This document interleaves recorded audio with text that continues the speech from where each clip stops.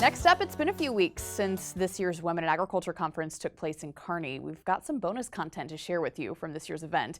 We had the opportunity to catch up with Nebraska Extension agricultural economist Anastasia Meyer. She talked more about the advice when it comes to land lease prices and practices. Anastasia, thanks for joining us. We'll start with this. For anybody thinking about leasing their land, what's the first step? Well, the first step is probably decide how you want to lease it. Do you want to offer cash rent, and where do you get those rental rates from? Do you want to go crop share? And then the question is, how much do you want to crop share? Do you want, how much of the management decisions do you want to be involved with, and how much do you want to be writing checks out for those inputs? Or do you want to hire a farm manager? Do you not want to deal with those day-to-day decisions that a lot of tenants will come to landlords with?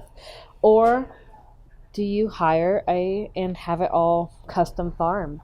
The landowners need to decide, do they want all the risk and then you get the reward, or do you want a lower risk and not as much reward? It kind of just depends on how involved do you want to be.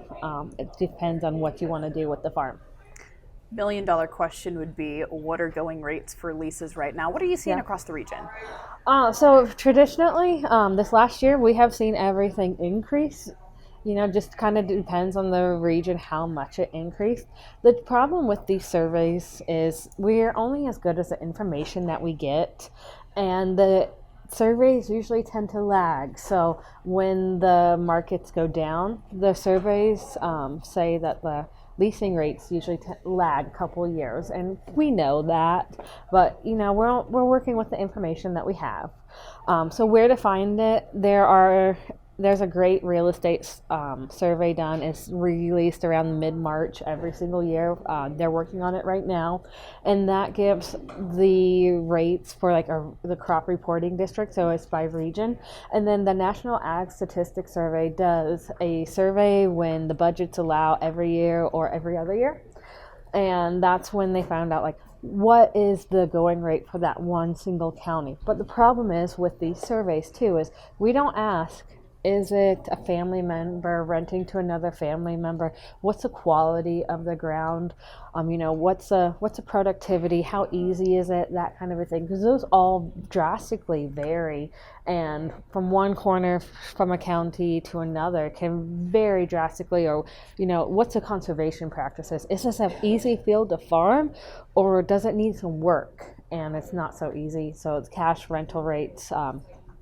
Need to reflect those. So I always say those rates that are published are always a good starting point of where to go with your cash rental rate. Sure. Like you mentioned, a lot of factors that go into that price. A lot of factors, yeah. Okay, so we were talking about written agreements, and that is something that is critically important. Talk more about that aspect. Yeah, so gone are the days of everything being a handshake agreement. Those used to be the way it is, but now we really urge people to get things in writing, because especially as farmland is being transitioned, it's really a clear picture of what did you say versus I said, and then if that land transitions, then it's clear, you're not wondering. It protects the landlord and the tenant. And then there are also some things that you need to think about in that written lease, like, do you want to retain the right to hunt and fish? Because as a landlord, if you rent it out and you go hunting, that tenant could actually have trespassing against you on your own land because you didn't retain the rights to hunt. Now, nobody should do that, because it would probably end up with a termination notice. But legally, you need to retain those rights and any other special clauses that you have. And then it also kind of clears up, when does a termination need to be? Verbal leases need to have 6 months notice prior to March 1 for a termination. But written notices, you can put in a different date if that works better with you.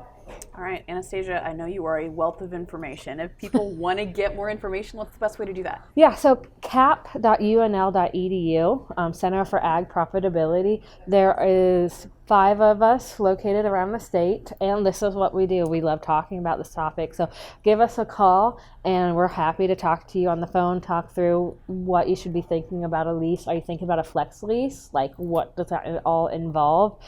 Succession planning. We're here to help you. All right. Thanks so much for your time. We appreciate it. You're very welcome.